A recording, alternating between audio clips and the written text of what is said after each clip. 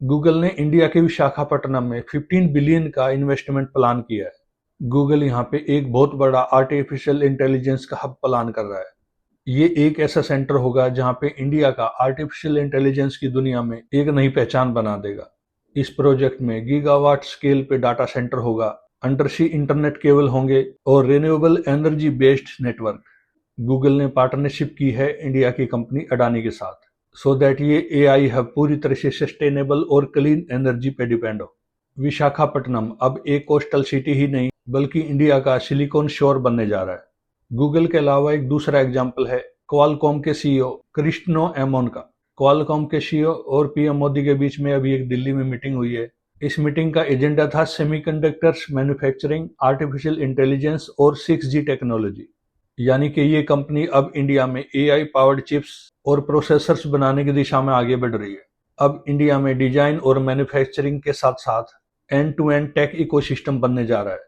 ये इतना बड़ा चेंज एक दिन में नहीं हुआ है। पिछले 10-12 सालों में इंडिया में बहुत कुछ बदला है, जिसने इन बड़ी बड़ी कंपनीज के सीईओ को इंडिया की तरफ अट्रैक्ट किया है।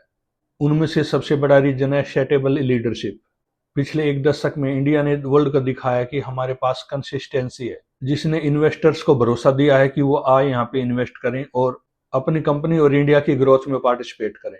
ये कंपनीज भी जानती है कि इंडिया अब पॉलिटिकली प्रिडिक्टेबल है और ग्लोबली इंटीग्रेटेड भी है। सेकंड रीजन जो इंडिया को इन्वेस्टमेंट के लिए सबसे फेवरेट बनाता है वो है इंडिया की स्किल्ड और अफोर्डेबल वर्कफोर्स।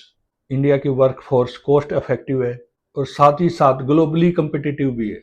इंडिया के इंजीनियर्स वर्ल्ड क्लास प्रोजेक्ट्स पे काम करते हैं और यही बैलेंस इन कंपनीज को अट्रैक्ट करता है इंडिया की तरफ। थर्ड रीजन है cheap and clean energy. Industrial power tariff India में ग्लोबल एवरेज से काफी कम है। यहाँ पे सोलर और वाइंड एनर्जी प्रोजेक्ट्स हैं जो डाटा सेंटर और फैक्ट्रीज को सस्ती और सस्टेनेबल एनर्जी दे सकते हैं। और सबसे बड़ा रीजन है इंडियन गवर्नमेंट का एम। इंडियन गवर्नमेंट अपनी कंट्री को next generation global manufacturing hub बनाने के लिए डिटरमाइंड है। नए नए टेक्नोलॉजी कॉरिडोर्स बन रहे हैं। विशाखापट्टनम, बेंगलुरु, हैदराबाद, गुजरात और कई अन्य शहरों में टेक्नोलॉजी के हब बन रहे हैं। इसके अलावा इंडिया के अंदर नई नई R&D लैब्स भी बन रही हैं। यानी कि इंडिया अब completely make in India supply chain की तरफ जा रहा है।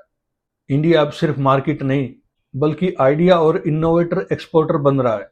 आपका इसके बारे में क्या सोचना है? आप अपने विचार कमेंट बॉक्स में रखिए और अगर आपको ये वीडियो अच्छी लगी हो तो इसको लाइक कीजिए, शेयर कीजिए और सब्सक्राइब जरूर करें।